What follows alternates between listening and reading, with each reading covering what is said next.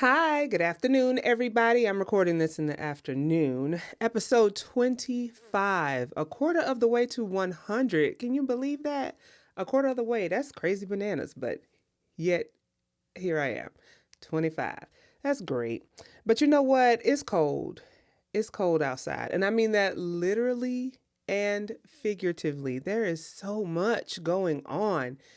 And I toe the line between, do I stay informed or do I just turn it off so I can keep my mental health in check? Because if I really just sit down and dwell on what's going on, it's sad. It worries me.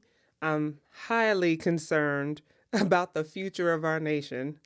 And I just wonder, what do I do? Right? And I'm sure a lot of people are thinking the same thing. Do we sit back and just see what happens? I think that's what the majority tends to do, because it's not us. It's not our state. It's not our city. It's really not, quote unquote, affecting us the way that it might be affecting Minneapolis. But there's a lot going on, and we just have to, first and foremost, acknowledge it. We have to acknowledge the fact that it is happening. We can't just brush it under the rug and say that it's not. Um, there's been a whole killing of several people, and several can argue that it was not for good reason. So if you look at the evidence, it's like, okay, what are we doing? What are we doing? What is it that we're really, what are we trying to accomplish? What would be the purpose? And I was reading something that said, when it comes to ICE, I don't see them in Texas. I don't see them in Florida. I don't see them like, why? Well, we know why. We know why. So I just think we have to be careful not to ignore what's happening, but also, when questions come up, our kids are asking and they're wondering, and it's one of those things that helped me remember to explain the difference between empathy and compassion to my kids. And you could do the same. So empathy, that's, oh, I feel you. Yeah, I've been through that too. I feel what you're going through. Me too. That's empathy. But compassion is, I feel what you're going through and I'm going to help you move forward. Let's work through this together. That's compassion. Compassion has like a response connected to it. It has like an action connected to it. So for me, while I'm not like out in the streets protesting, I try to model what compassion looks like. It's an action. It's showing up. It's doing what you know to be right each and every day. And so I try to wake up every day and model what I would like to see in the world. I would like to see people treated as human. It's really hard to lead if you can't view the humanity of the situation. That's real hard to do well. And our episode today really centers around how you can lead with both mental toughness and with emotional tenderness. You have to have both. There is no way that you can be a good leader and one or the other is missing. You've got to have both. So that's what we'll talk about. But on the flip side, when we're literally talking about cold, y'all, the feels like temperature is 23. I don't know if I said that, but it's cold and there's a lot going on. It's not like they're not using that term like they did back in a few years ago when they were saying polar vortex. I haven't heard polar vortex, but I did hear something called thunder sleet. That was the cool new term I learned. I was like, thunder sleet? What is a thunder sleet? And apparently it's like when there's exactly what it sounds like. A thunderstorm, but like what's falling down is sleet, so it's thunder sleet. I was like, oh, I like that. Thunder sleet. I don't know that I've ever seen it, but that'd be cool if I did, as long as I'm not outside having to move about in it. That's the thing about this cold weather. As long as I don't have to move about in it, then it's fine. You can say that figuratively too. Like if we're not out and about in the hoopla and hullabaloo, it's easy to sit back and just watch and look at it and have an opinion. But once it comes to your doorstep, what do you do? What do you do? And so here we are in the cold, trying to hunker down and drink our hot cocoa, coffee, tea, whatever. Right now I think this is, yeah, it's coffee with some like hazelnut creamer in it. It's good. It's good. It's nice and warm. It's a big cup too, y'all. Big cup. I'm going to do that little annoying thing they do when they tap on it. What do they call that? I don't even know. There's a term for the annoying sound that people do when they use their nails and they tap on it. So ridiculous. But I have it and it's keeping me warm. Y'all stay warm out there too. It is craziness. You know how our weather does here though. Up, down, up, down. So all I want to focus on today is how do we stay warm, support one another, stick through it. This is what we're doing. So getting into our episode, we've got to have both. And I'm titling this episode Strong Enough to Care. Strong Enough to Care, episode 25. So when you have mental toughness, I finished the book called Strong Ground by Brene Brown. And it was a really good book. It was one of those books where there's so many things in it. You really could break it down into different parts and just work through each part as like a whole book study, a whole chapter study in itself, and just work from that. Easy to do that with this book. It's chock full of stuff. But towards the end of the book, I really gravitated to the part where she was talking about mental toughness. And mental toughness, she said in her research, there was a lot of questions when she asked what it takes to be mentally tough and what people consider to be mentally tough. You answer a question with a question when you really think about it. And so a lot of people ask, well, when you say mentally tough, do you mean like in the big moments or in the small moments, but they're hard, small moments? Like, is that what it means? When you say mentally tough, are you saying like within the course of a day or an hour or over a longer period of time? Like if you have to be deployed while you're in the armed forces, something like that. Are you talking about that kind of mental toughness? Which is also a very good question. Great question. And then to other people asked, is it mental toughness? Does that mean like getting hard things done? And then the people that get hard things done, those are the good leaders? Or is it the people that get hard things done, but people don't trust them? Like there's a difference. There are some people that get things done and people trust them. And then there's some people that get things done and people do not trust them, but they do get things done. Are they also considered mentally tough, even though those that, have to work with them don't trust them? Also a good question. And then the fourth highest question that came back at her was, are we talking mental toughness as in a personality that people have or a capability that people have? Because sometimes there's a lot of capable people that we might consider mentally tough, but they don't have the personality that shouts, I'm strong, follow me. I know a lot of people like that. In one of the first few episodes I did, I think it's called Whispers That Move Mountains. I know a lot of people that others would consider quiet, but they are mentally tough. They are strong people. And I sensed that from them from the first time I met them. And then she also asked, and a lot of people asked her, mental toughness, does that mean it's a mindset, a skill set, or both?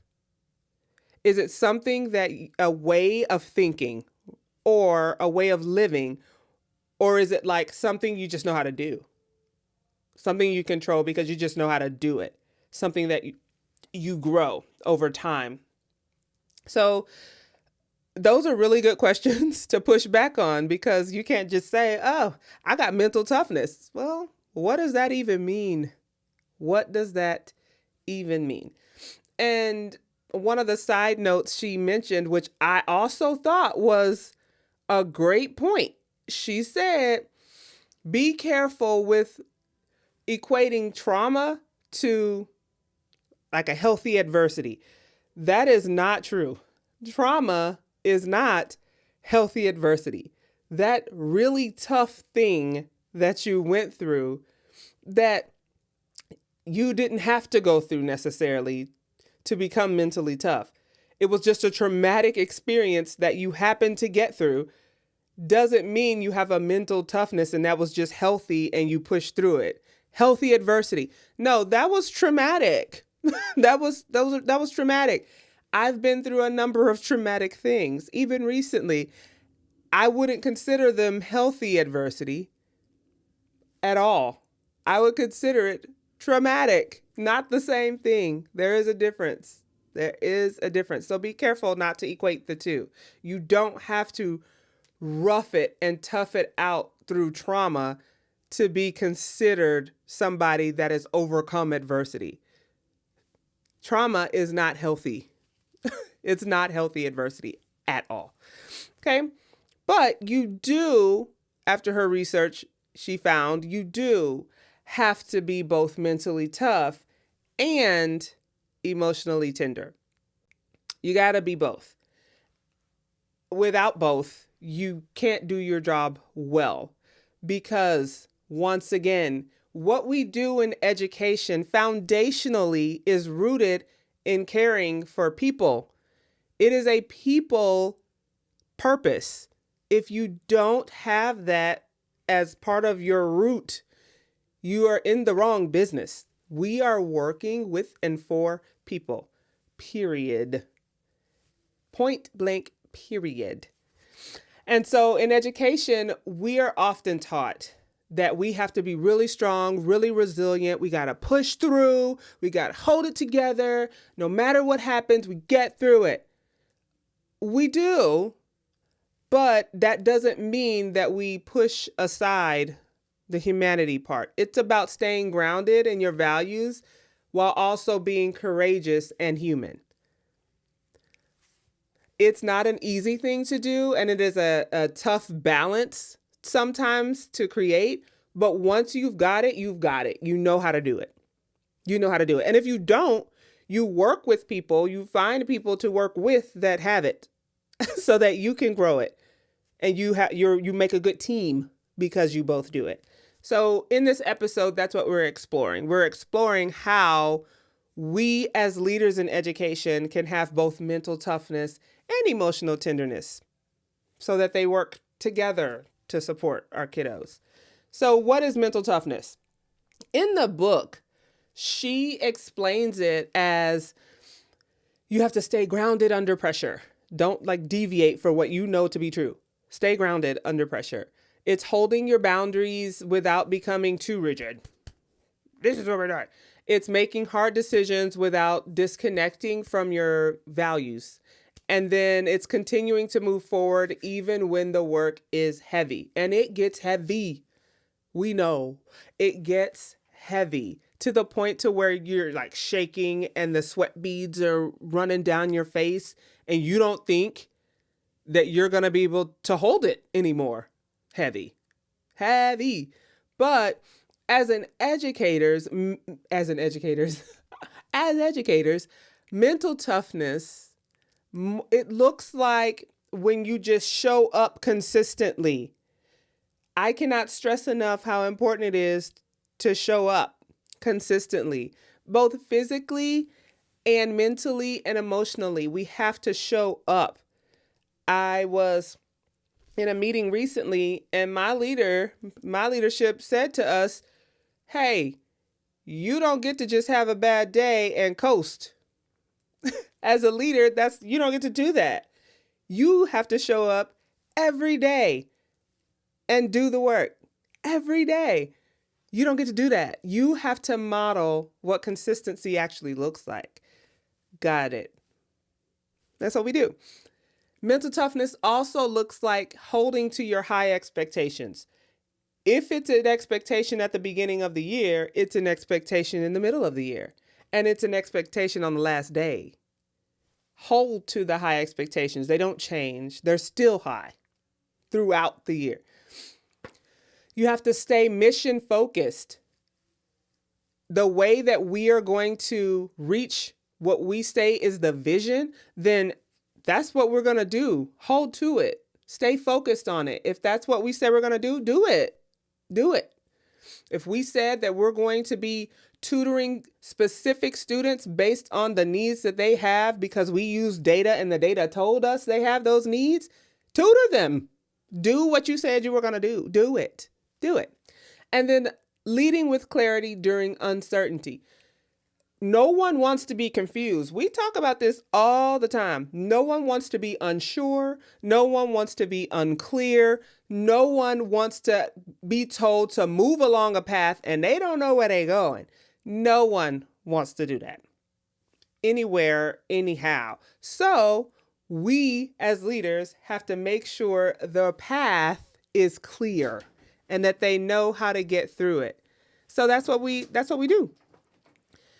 For us, we have to work really hard at our emotions.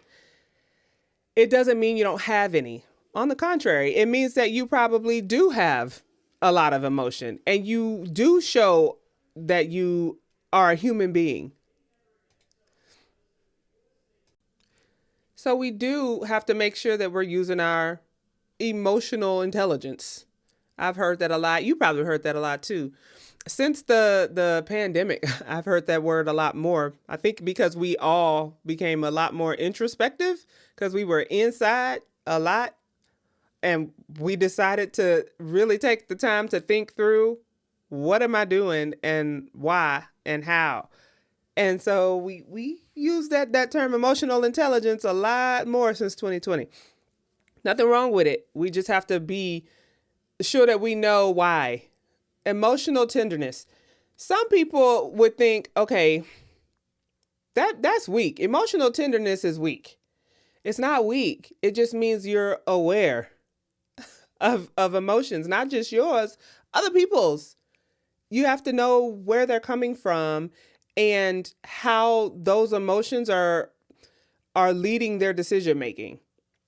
So if you can't think through emotions, you're going to have a really tough time figuring out how to move forward in the situation. Emotions play a huge role in that. So Brene reminds us that tenderness allows empathy without losing your boundaries. You can say, oh, I understand that. I understand how you feel. Okay. And still have your boundaries. Thank you for sharing your feelings, but this is how we do it. And this is why. She reminds us that tenderness also helps us recognize when people are struggling. They might not say it, but you can see it and you can sense it.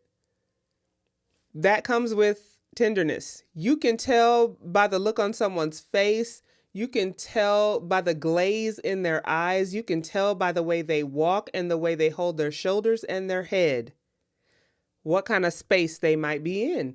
Pay attention. But that takes tenderness. That takes tenderness.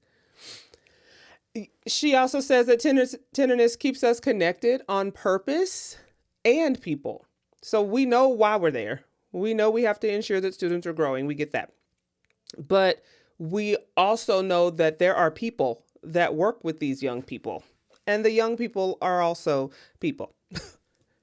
And we have to think through their emotions and what they might need as a result. And finally, she says tenderness will prevent burnout because it honors your humanity. If you have a culture and climate committee, whatever they may be called, what they do makes a difference. There are people, especially at the secondary level, there are people that are like, oh my gosh, can we just show up, teach the kids and go home? Like, what do you want me to do? Tell me what you want me to do. I'm going to do that. And then the kids are going to learn and they're going to get their grades and then we're going home. Okay, you can say that and do that. But I can guarantee you, your experience and the experience of those children is going to be way, way better and more productive if there is a focus on the humanity. Everybody needs to feel like you understand them as a person and you understand where they're coming from. There are times when you just need to take a moment, go into the lounge, grab a donut, go into the lounge, grab a quote so you can stick it on your desk in your classroom, right? Or in your office. You might need to go into the lounge and follow the quick recipe to make your special, drink. Something like that. But you have to have those moments where you take a step back from the work and let the human step forward into the spotlight. There has to be time for that. In schools, emotional tenderness is you got to listen before you react. There has to be a chance to sit down and where you say, tell me about it. Help me understand. Listen and then react. There's plenty of times where I could have flat out reacted. Flat out, straight up. I could have. I might not have a job right now, or others might not have a job right now, had I just flat out reacted. But because I have the experience and the emotional intelligence and the emotional tenderness to understand that it's important to listen, the outcome was different.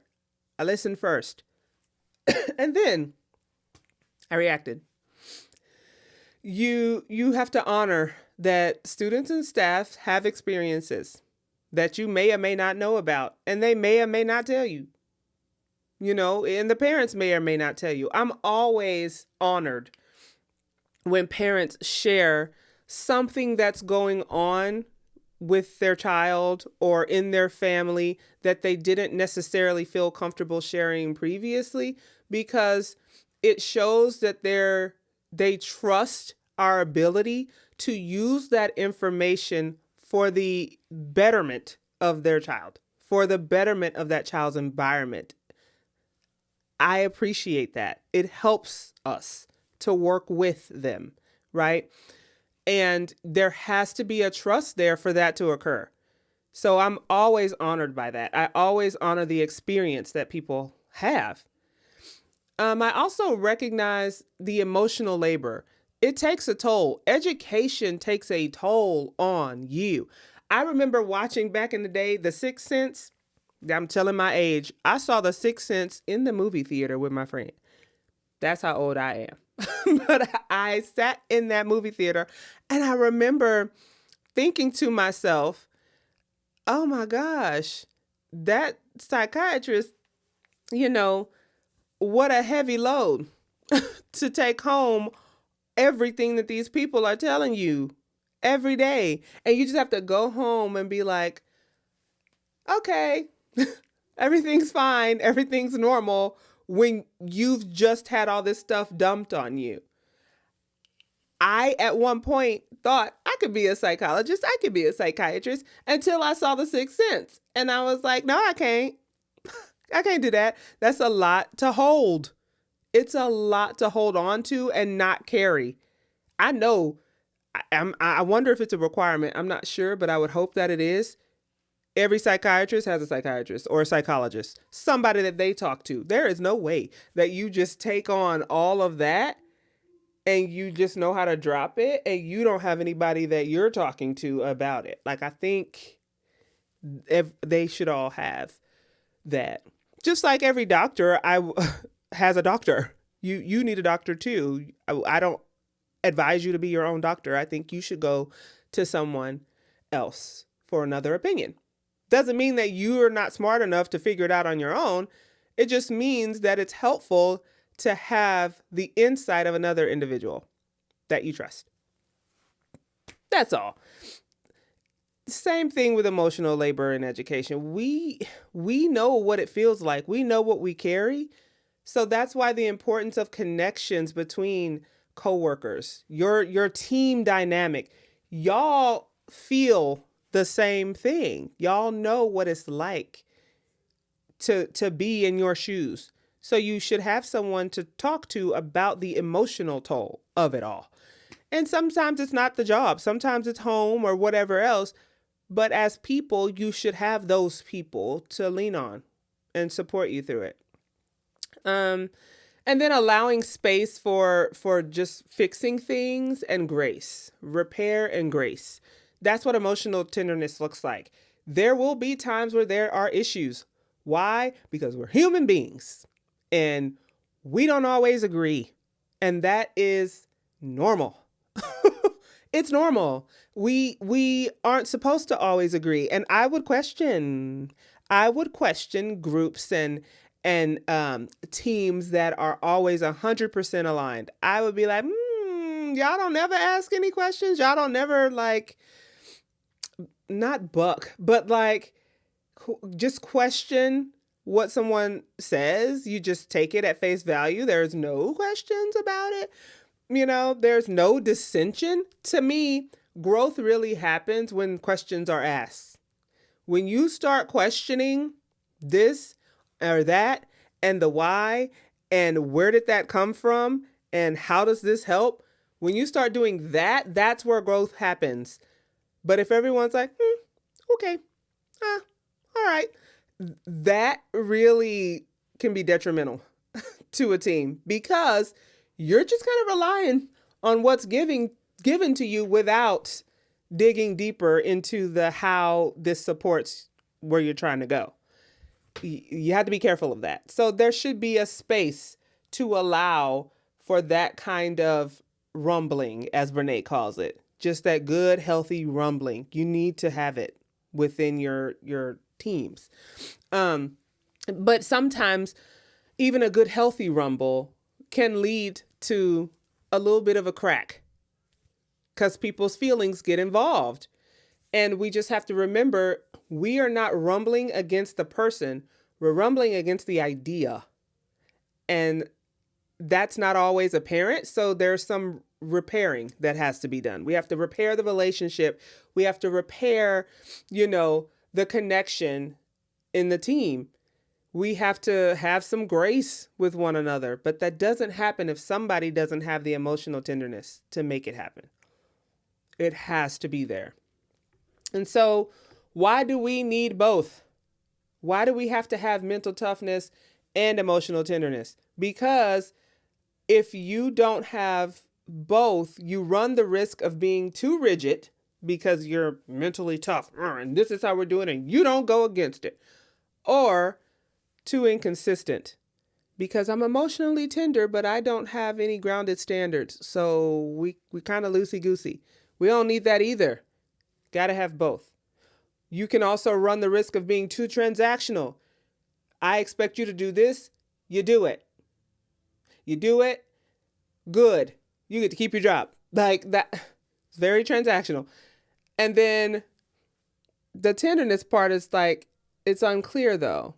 If you're just emotionally tender, you can run the risk of being unclear. We don't want one or the other. We need to have a balance of both. You also could run the risk of leading from fear, like a fear-based leadership. Oh, I'm so scared of what's going to happen if I don't do this, so I'm going to do it because I'm scared. That really shouldn't be the way that you're led or that you're leading. It should be more so a mindset that you're trying to shift toward alignment with the goal everyone's trying to reach. It becomes less about you and more about reaching the goal. So we are doing these things together in this way so that we can reach the goal. That's really what it should be. Not so much, I'm scared. Shouldn't be fear-based.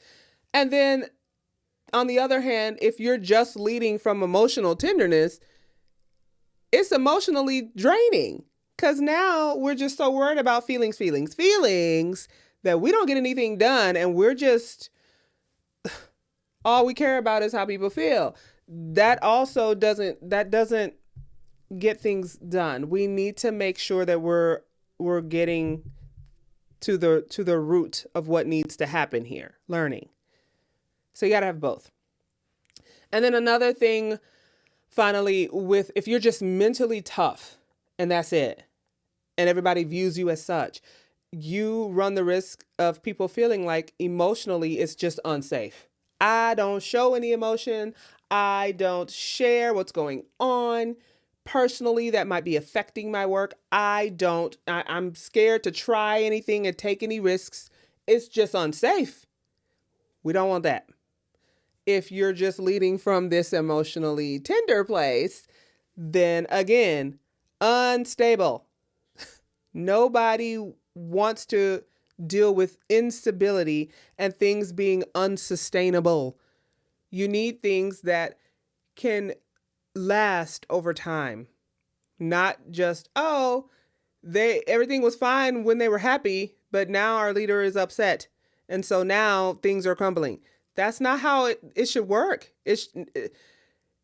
The growth of students and how successful a campus is should never hinge on the leader's feelings. Like that makes no sense. So that's why you have to have mental toughness and emotional tenderness together. Both are necessary. Both. So great educators know how to use both. They know how to use both. You have to give your feedback with clarity and care. We talked about feedback last episode.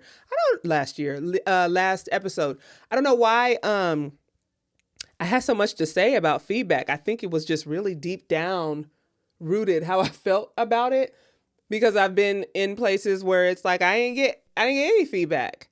Or I got feedback and I was like, I didn't even know that was a thing. How you giving me feedback on something I didn't even know what? Like, I had a lot to say about that and didn't realize how much I had to unload about that. But yes, feedback is important, but it needs to be clear and it needs to come from a place of care. Everyone involved should know where it's coming from and why. And then you have to hold students accountable, and you also preserve their dignity while you're doing it.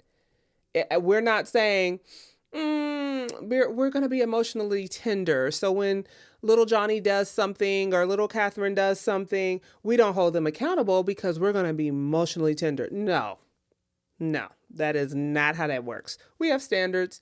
We hold true to them. We do what needs to be done, but we also understand we do it with dignity. That's it. We support our staff without lowering the standards. Again, you don't have great campuses and successful campuses that have no standards. You must always have clear standards of what everybody knows is the expectation, and then you hold everybody to it and you model it. If you don't, then that's when things start to fall apart. And you also have to protect your energy as you stay connected. There are things and there are people and there are places that you know that you steer clear of for good reason, because you are protecting your energy. I know how much I can handle of a lot of different things and people. I know how much, and I'm careful about it. There are people that I rarely speak to because I protect my energy, because I know what kind of energy they give off, and I don't want that in my space for too long. Yeah. And then there are places that I try to avoid because I don't want to be in that energy, because it affects how I feel over time. So I try not to be there. I try not to be there. So you have to protect your energy while also staying connected as much as possible. So when you are talking to staff, when you're talking to students, the balance comes from being able to have everyone hear you say, this matters, and so do you. This matters, and so do you. And that brings us to our tip of the week.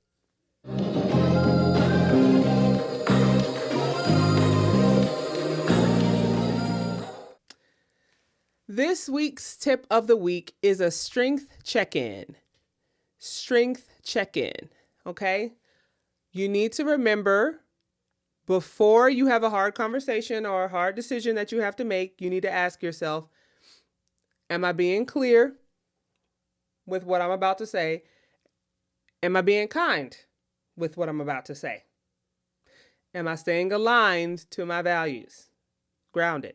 Again, am I being clear in what I'm about to say? Am I being kind with it? And is this aligned with the values that we have on this campus and that I have personally? Kind doesn't mean you don't tell people that they haven't lived up to their to the expectations that you have, that the district has, that the company has, that the organization has. No, kind means you're very specific with the feedback you're about to provide. These are the expectations that were not lived up to. That's kind. Be very specific, be clear. Clear is kind. It is. So the more clear and kind that you say it, you're not evaluating them as a person, you're evaluating the choices that have been made or not made. That's what we're doing. So when you do your strength check-in, before you have to have that difficult conversation or go into that difficult situation, am I being clear with how I want to relay this? Is it kind? Is it aligned? All right.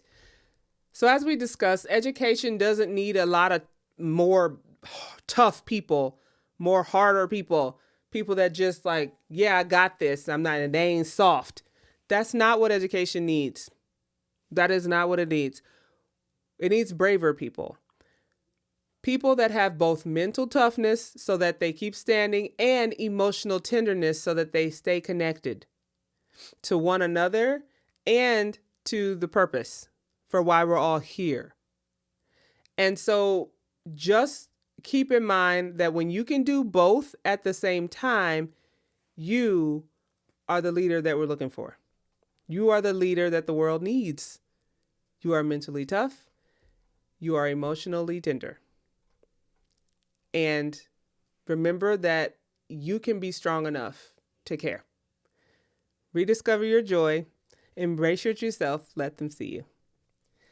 Hey, I'm back because I forgot to do it again. I'm really trying to do better in 2026 of reminding y'all to subscribe, comment, like, share, all the things, because I don't do a very good job of promoting myself. I do not. I don't do a very good job of saying, you should watch this or you should listen to this. Why not? I don't know. I really don't know, but I need your help. So in order to help me, you could leave a comment. You could click subscribe. You could share this with someone else that you think would benefit from it. When you do that, we all win, because the purpose of this podcast is for all of us to find our joy and keep on trucking. So have a great week. Stay warm. Love you guys. Bye. Thanks for listening to Let Them See You. Until next time, climb with courage, stand in the light, let them see you.